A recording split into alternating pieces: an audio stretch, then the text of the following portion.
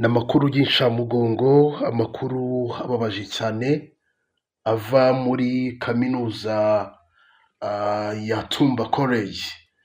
Ni ishuri rikuru ry'imyuga ndetse n'ubumenyingiro, ishami rya Tumba.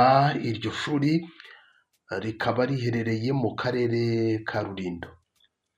Ngira ngo niba mukoresha imbuga nkoranyambaga muri kugenda mubona amakuru atandukanye y'incamugongo avuga ko hari umusore ndetse n'umwana w'umukobwa basanze muri ghetto bose bapfuye, aho bivugwa ko bose bari abanyeshuri bo kuri iki kigo bigaga muri kaminuza.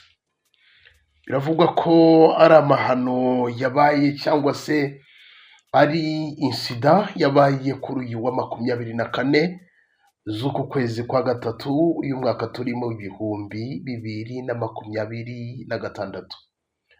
Ni umusore bivugwa ko ari mu kigero cy'imyaka igera kuri 20. Ngira ngo uwo musore uri bumubone kuri iyo screen, aho yigaga ibijyanye na information technology. Ubwo ni muri iyi kaminuza ya RP Tumba College.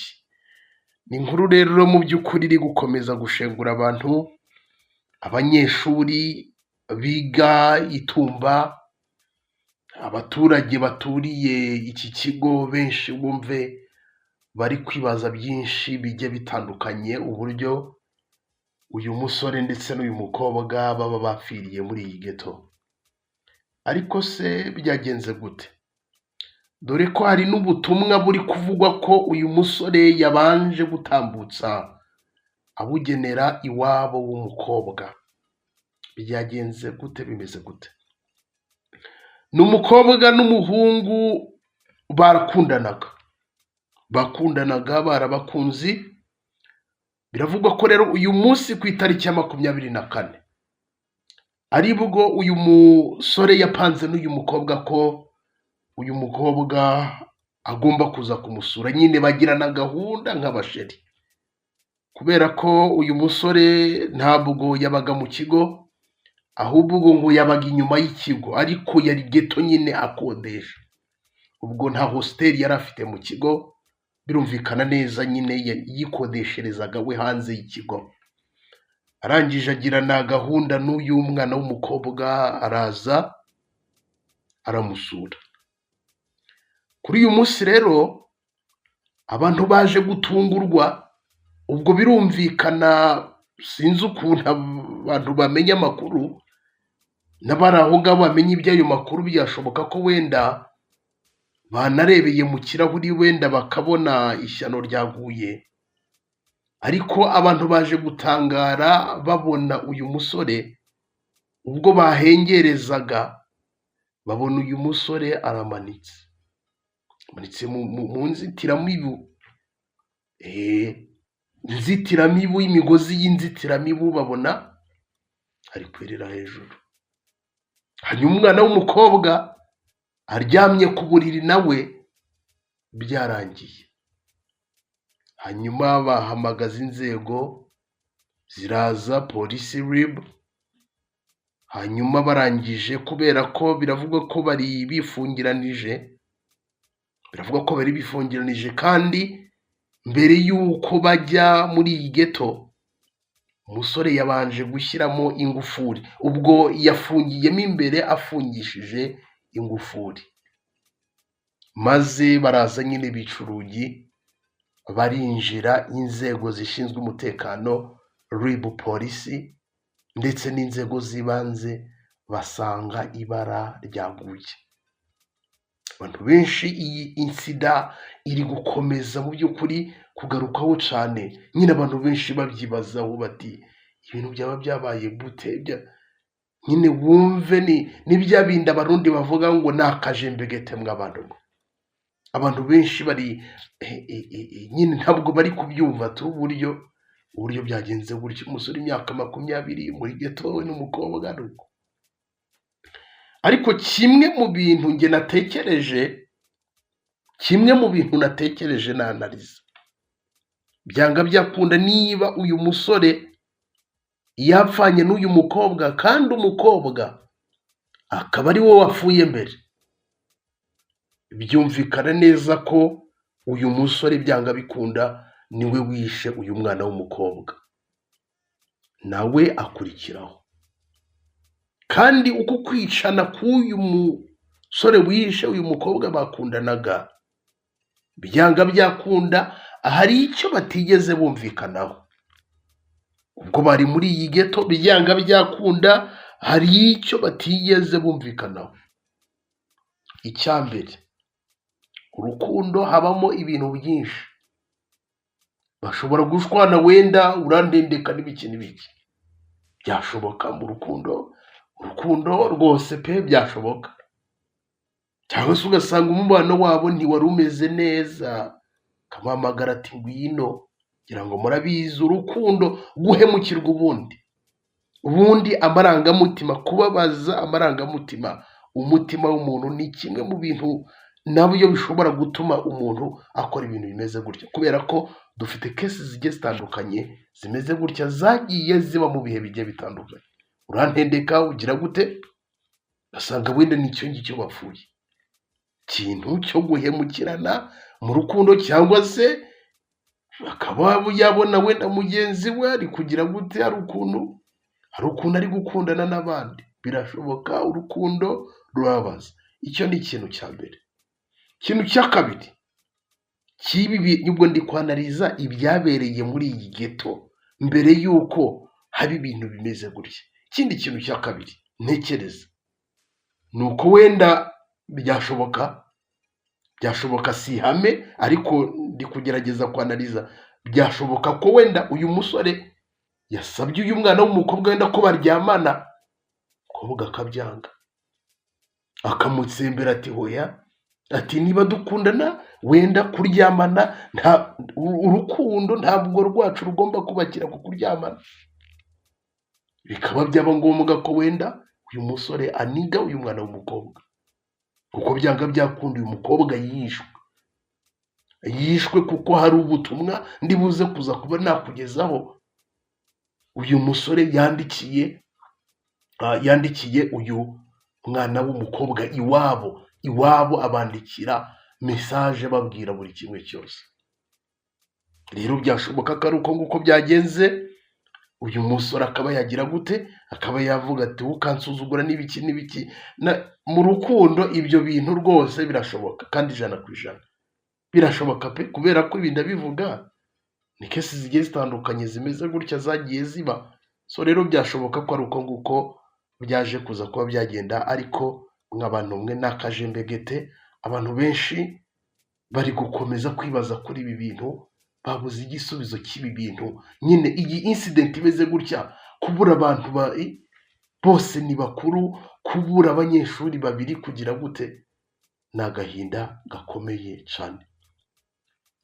Uyu musore biravugwa ko mbere y'uko yica uyu mukobwa yanditse message ngo yandikire iwabo w'uyu mukobwa ko ngo amaze kumwica, ndetse ngo muri iyo message hari harimo n'ahantu umurambo w'uyu mukobwa bazawusanga. Yabanje kumwa message, aratextinga message, ubutumwa bugufi kuri telefone, yandikira iwabo w'umukobwa, ababwira buri kimwe cyose.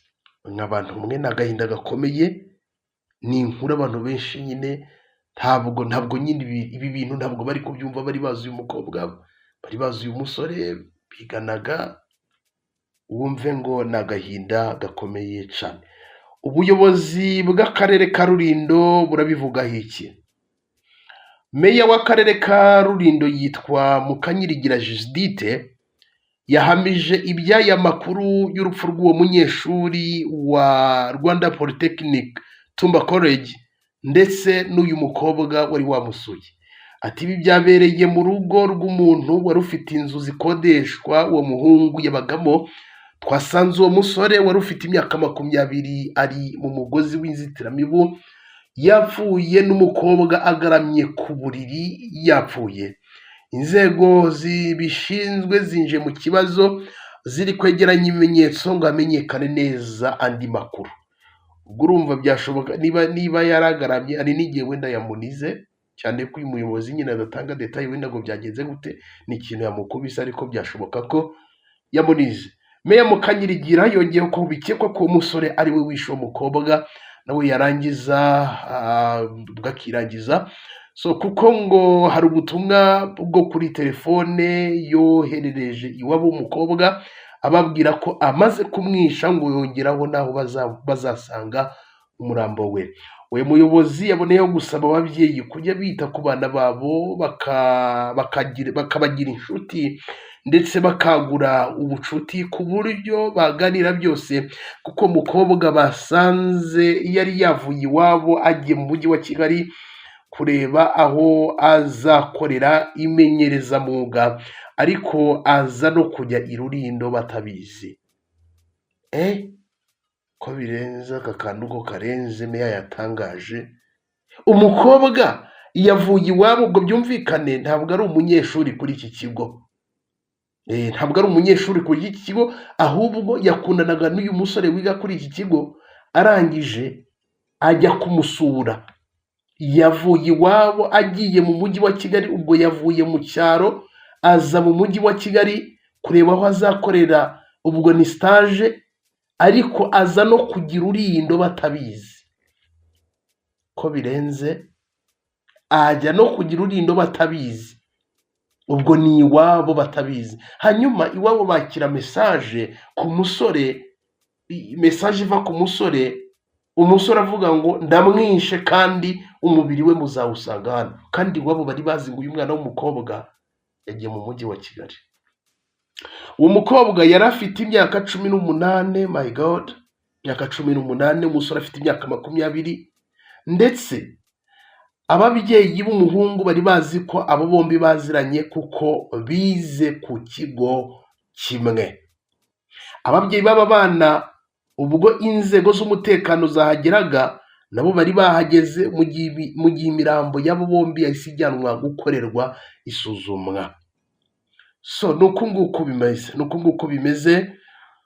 nguko uyu musore ndetse n'uyu mukobwa bapfiriye rimwe muri geto. Ndi kuvuga ngo bapfiriye rimwe, umukobwa niwe wapfuye mbere, umusore apfa nyuma. Ariko urumva ko hari n'imiryango nyine yo ku muhungu bari bazi nyine ko akundana n'uyu mwana w'umukobwa, ariko umukobwa akaba yari akiri mutoya. S'il vous plaît, umusore yigaga mu mwaka wa mbere ku myaka 20. Yumvikana ko nta gitangaza kirimo kuba yakundanaga nyine n'uyu mwana w'umukobwa afite imyaka 18. Urumva ko bari mu kigero kimwe, ni nkaho ari ikigero kimwe. Umukobwa imyaka 18, umusore imyaka 20. Ejo bundi nibwo umusore yaratangiye kaminuza, ubwo umukobwa we, ubwo birumvikana ko niba yaragiye mu bijyanye n'imenyerezamwuga, ubwo ni stage, ubwo hari igihe wenda yize ade, wenda akiga n'utundi tuntu, akaba yagiye muri stage. Ariko wumve nk'abantu mwe, birarenze.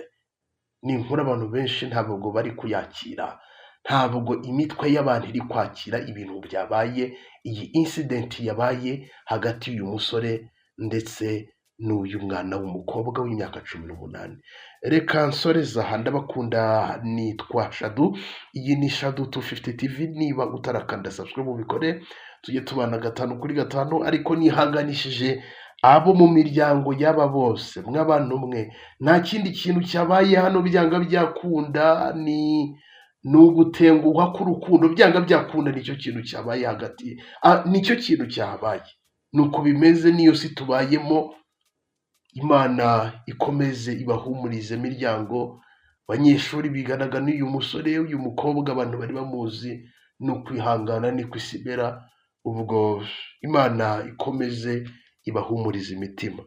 Ngaho reka dukomeze ngewe tubane mu zindi nkuru zigiye zitandukanye.